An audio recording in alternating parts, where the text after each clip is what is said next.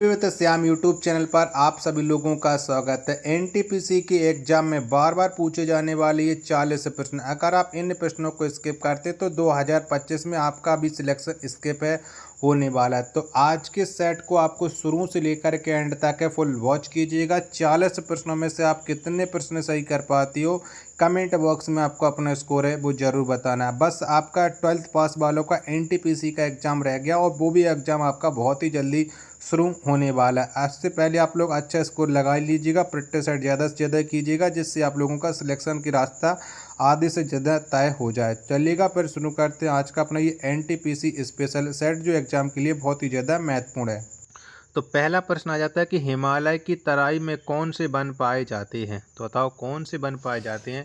पहले नंबर प्रश्न का राइट आंसर क्या हो जाएगा। तो हिमालय की तराई में जो वन पाए जाते हैं वो सदाबहार वन पाए जाते हैं। यानी पहले प्रश्न का जो राइट आंसर हो जाएगा वो हो जाएगा आपका ऑप्शन संख्या बी, एकदम से करेक्ट आंसर। नेक्स्ट प्रश्न पर संख्या 2 आ जाता है कि दाची ग्राम अभ्यारण्य भारत के किस राज्य में है। तो बताओ इनमें से कौन से राज्य में पड़ता है ये दाची ग्राम अभ्यारण्य। प्रश्न संख्या 2 का राइट आंसर क्या हो जाएगा। तो दाची ग्राम जो अभ्यारण्य है ये भारत के जम्मू कश्मीर राज्य में स्थित हो जाता है। दूसरे नंबर प्रश्न का डी ऑप्शन देने वालों का करेक्ट आंसर हो जाएगा। चलिएगा अगला प्रश्न आ जाता है प्रश्न संख्या 3 है कि नेपा किस राज्य का पुराना नाम है। तो बताओ ये कौन से राज्य का पुराना नाम हो जाता है नेपा। प्रश्न संख्या 3 का आंसर आपको बताना। 3 के चारों ऑप्शन आपकी स्क्रीन पर सो रहे हैं। तो नेपा जो पुराना नाम हो जाता है ये हो जाता है अरुणाचल प्रदेश का। यानी 3 का ए ऑप्शन देने वालों का करेक्ट आंसर हो जाएगा। अगला प्रश्न प्रश्न संख्या 4 आ जाता है कि सुमित्रा की जनजाति का नाम क्या है। तो बताओ इनमें से कौन सी जनजाति है जो सुमित्रा द्वीप पर निवास करती है। प्रश्न संख्या 4 का राइट आंसर क्या हो जाएगा। 4 के चारों ऑप्शन आपकी स्क्रीन पर सो रहे हैं। तो ये हो जाती है सिमांग। 4 का ए ऑप्शन देने वालों का राइट आंसर हो जाएगा। अगला प्रश्न प्रश्न संख्या 5 आ जाता है कनिष्क की राजधानी कहाँ स्थित है। तो बताओ इनमें से कहाँ पर स्थित है कनिष्क की राजधानी। प्रश्न संख्या 5 का राइट आंसर क्या हो जाएगा। 5 के चारों ऑप्शन आपकी स्क्रीन पर हैं जो सो रहे हैं। तो कनिष्क की जो राजधानी थी वो हो जाती है पुरुषपुर। 5 का डी ऑप्शन देने वालों का करेक्ट आंसर हो जाएगा। नेक्स्ट प्रश्न आ जाता है प्रश्न संख्या 6 पश्चिमी घाट पर्वत का दूसरा नाम क्या है। तो बताओ इनमें से कौन सा हो जाएगा। 6वें नंबर प्रश्न का राइट आंसर आपको बताना है। 6 में के चारों ऑप्शन आपकी स्क्रीन पर सो रहे हैं। तो इसका दूसरा नाम हो जाता है सहाद्री। 6 का सी ऑप्शन देने वालों का राइट आंसर हो जाएगा।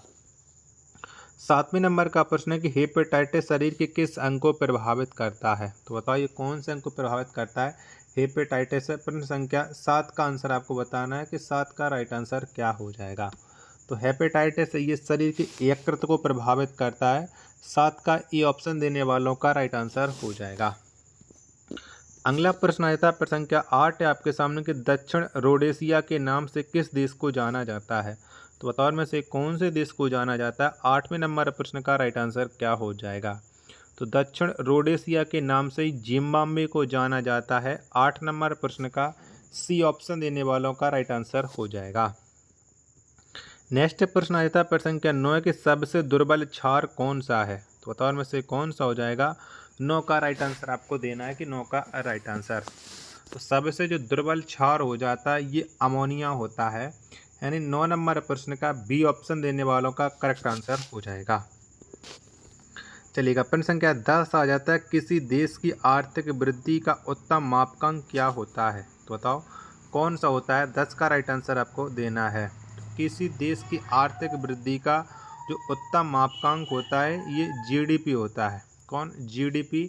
10 नंबर प्रश्न का ए ऑप्शन देने वालों का राइट आंसर हो जाएगा।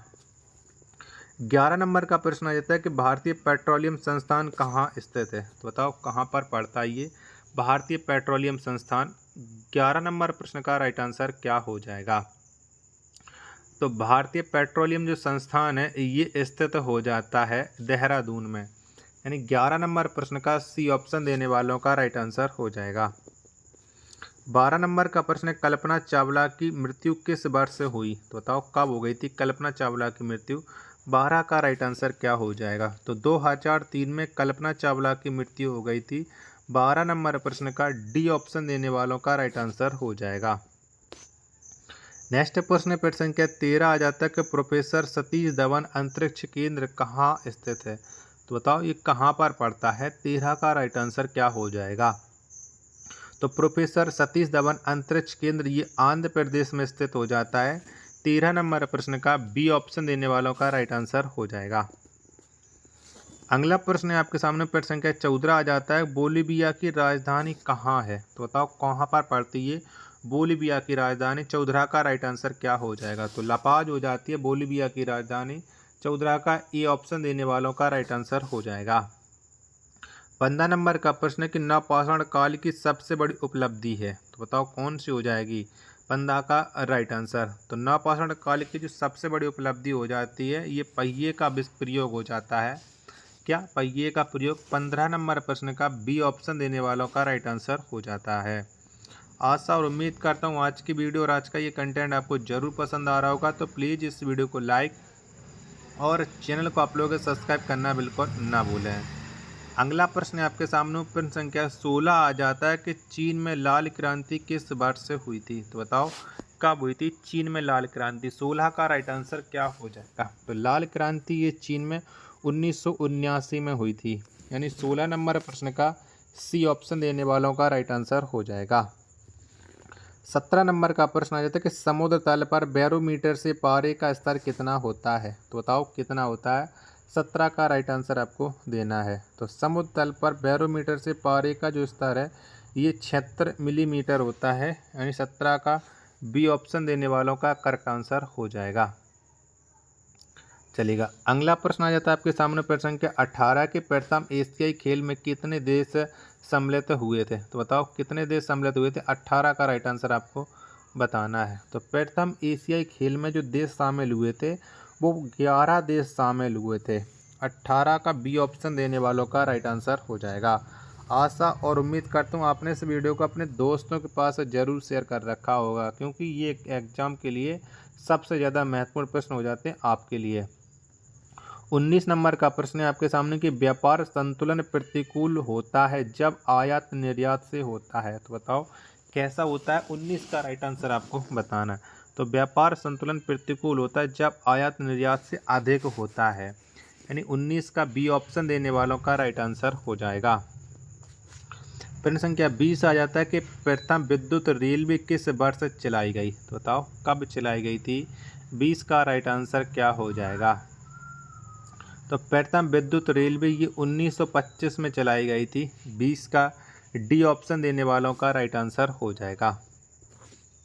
नेक्स्ट प्रश्न आ जाता है प्रश्न संख्या 21 है कि भारत के दार्शनिक राष्ट्रपति कौन थे। बताओ कौन हो जाएंगे। 21 का आंसर आपको देना है। तो भारत के जो दार्शनिक राष्ट्रपति हो जाते हैं वो एस राधाकृष्णन हो जाते हैं। यानी 21 नंबर प्रश्न का सी ऑप्शन देने वालों का राइट आंसर हो जाएगा। 22 नंबर का प्रश्न आ जाता है कि विषुवत वृत्त पर वार्षिक औसत तापमान कितना होता है। तो बताओ कितना होता है। क्या पूछा क्या वार्षिक औसत तापमान। 22 का राइट आंसर क्या हो जाएगा। तो ये होता है 26 डिग्री सेल्सियस। 22 का डी ऑप्शन देने वालों का राइट आंसर हो जाएगा। प्रश्न संख्या 23 आ जाता है कि विश्व स्वास्थ्य दिवस किस तिथि को मनाया जाता है। तो बताओ कब मनाते हैं। 23 का आंसर आपको देना है। तो विश्व स्वास्थ्य दिवस ये प्रत्येक वर्ष 7 अप्रैल को मनाया जाता है। 23 नंबर प्रश्न का बी ऑप्शन देने वालों का राइट आंसर हो जाएगा। प्रश्न संख्या 24 आ जाता है आपके सामने कि झारखंड राज्य की राजधानी कहाँ है। तो बताओ कहाँ पर पड़ता है ये झारखंड राज्य की राजधानी। तो ये हो जाती है रांची। 24 का ए ऑप्शन देने वालों का राइट आंसर हो जाएगा। प्रश्न संख्या 25 से कि सोमपेंस कहाँ के निवासी हैं। तो बताओ कहाँ मतलब कौन से राज्य में या कौन से द्वीप में ये सोमपेंस जनजाति निवास करती है। 25 का राइट आंसर क्या हो जाएगा। तो इस जनजाति का जो संबंध हो जाता है ये निकोबार से हो जाता है सोमपेंस का। 25 का ए ऑप्शन देने वालों का राइट आंसर हो जाएगा। 26 नंबर का प्रश्न है आपके सामने कि झारखंड राज्य की प्रमुख नदी कौन सी है। तो बताओ में से कौन सी हो जाएगी। 26 नंबर प्रश्न का राइट आंसर क्या हो जाएगा। तो झारखंड राज्य की जो प्रमुख नदी हो जाती है ये दामोदर होती है। 26 का डी ऑप्शन देने वालों का राइट आंसर हो जाएगा। अगला प्रश्न है प्रश्न संख्या 27 आ जाता है कि श्रीनगर किस नदी के तट पर बसा है। तो बताओ ये कौन सी नदी के तट पर बसा हुआ है श्रीनगर। 27 का राइट आंसर क्या हो जाएगा। तो ये झेलम नदी के तट पर बसा हुआ है श्रीनगर। 27 का सी ऑप्शन देने वालों का करेक्ट आंसर हो जाएगा। अगला प्रश्न है प्रश्न संख्या 18 आ जाता है कि वर्जियन एयरलाइंस किस देश का है। तो बताओ ये कौन से देश का हो जाता है वर्जियन एयरलाइंस। 28 का राइट आंसर क्या हो जाएगा। तो ये ब्रिटेन का हो जाता है। 28 नंबर प्रश्न का बी ऑप्शन देने वालों का राइट आंसर हो जाएगा। नेक्स्ट प्रश्न प्रश्न संख्या 29 आ जाता है कि नेशनल टेनिस एकेडमी कहाँ स्थित है। तो बताओ ये कहाँ पर पड़ती है। 29 का राइट आंसर आपको देना है। 29 का राइट आंसर क्या हो जाएगा। तो नेशनल टेनिस एकेडमी ये गुड़गांव में स्थित है। कहाँ पर, गुड़गांव में।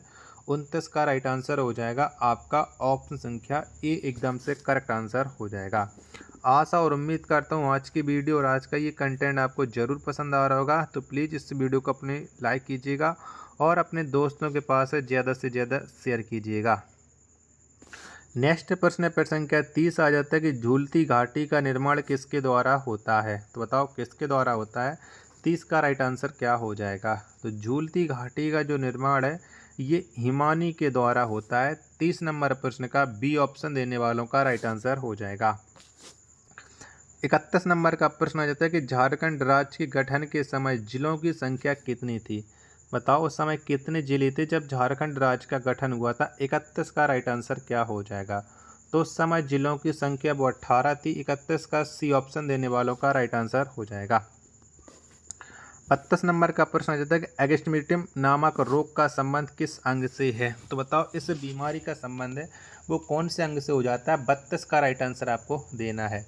तो एगस्टिग्मेटियम नामक जो बीमारी का संबंध है वो आँख से हो जाता है। 32 का डी ऑप्शन देने वालों का राइट आंसर हो जाएगा।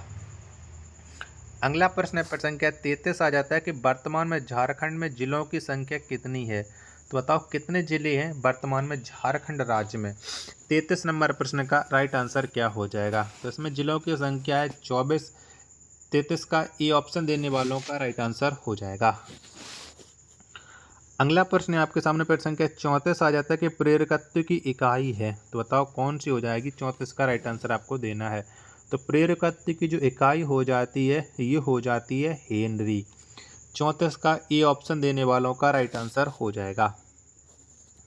चलिएगा 35 नंबर का प्रश्न आ जाता है कि झारखंड राज्य की औद्योगिक राजधानी किसे कहा जाता है। तो बताओ किसको कहते हैं। 35 का राइट आंसर आपको देना है।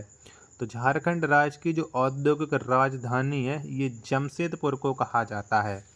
किसको, जमशेदपुर को। 35 का राइट आंसर हो जाएगा ऑप्शन संख्या सी एकदम से करेक्ट आंसर। 36 नंबर का प्रश्न आ जाता है कि झारखंड दिवस कब मनाया जाता है। तो बताओ कब मनाते हैं। 36 का राइट आंसर आपको देना है। तो झारखंड दिवस है ये प्रत्येक वर्ष 15 नवंबर को मनाया जाता है। 36 का डी ऑप्शन देने वालों का राइट आंसर हो जाएगा। 37 नंबर का प्रश्न आ जाता है कि झारखंड राज्य के प्रथम मुख्यमंत्री कौन थे। तो बताओ कौन हो जाते हैं। तो झारखंड राज्य के जो प्रथम मुख्यमंत्री हो जाते हैं ये बाबूलाल मरांडी हो जाते हैं। 37 का सी ऑप्शन देने वालों का राइट आंसर हो जाएगा। 38 नंबर का प्रश्न आ जाता है कि झारखंड राज्य के प्रथम राज्यपाल कौन थे। तो बताओ कौन थे। 38 का आंसर आपको बताना है। तो झारखंड राज्य के जो प्रथम राज्यपाल हो जाते हैं ये हो जाते हैं प्रभात कुमार। 38 का बी ऑप्शन देने वालों का करेक्ट आंसर हो जाएगा। 39 नंबर का प्रश्न है आपके सामने कि झारखंड राज्य की उपराजधानी किसे कहा जाता है। तो बताओ किसको कहते हैं। तो ये दुमका को कहा जाता है झारखंड राज्य की उपराजधानी। 39 का ए ऑप्शन देने वालों का राइट आंसर हो जाएगा। प्रश्न संख्या 40 आ जाता है आपके सामने कि अंतरिक्ष यान कोलंबिया किस वर्ष दुर्घटनाग्रस्त हुई थी। तो बताओ कब हुई थी। तो अंतरिक्ष यान कोलंबिया इसका जो दुर्घटनाग्रस्त हो गया था वो 1 फरवरी 2003 को हुई थी। 40 का बी ऑप्शन देने वालों का राइट आंसर हो जाएगा। 41 और अंतिम प्रश्न आ जाता है आज के सेट का कि लोहा का शुद्धतम रूप कौन सा है। तो बताओ कौन हो जाएगा। 41 का आंसर आपको देना है। तो लोहा का जो शुद्धतम रूप हो जाता है ये पिटवा लोहा हो जाता है। 41 का बी ऑप्शन देने वालों का करेक्ट आंसर हो जाएगा। आशा और उम्मीद करता हूँ आज की वीडियो और आज का ये कंटेंट आपको ज़रूर पसंद आया होगा। तो प्लीज़ आप सभी लोग इस वीडियो को लाइक और चैनल को आप लोग सब्सक्राइब करना बिल्कुल ना भूलें। मिलते हैं पर अपने एक और नेक्स्ट वीडियो के साथ, तब तक के लिए धन्यवाद। जय हिंद, वंदे मातरम।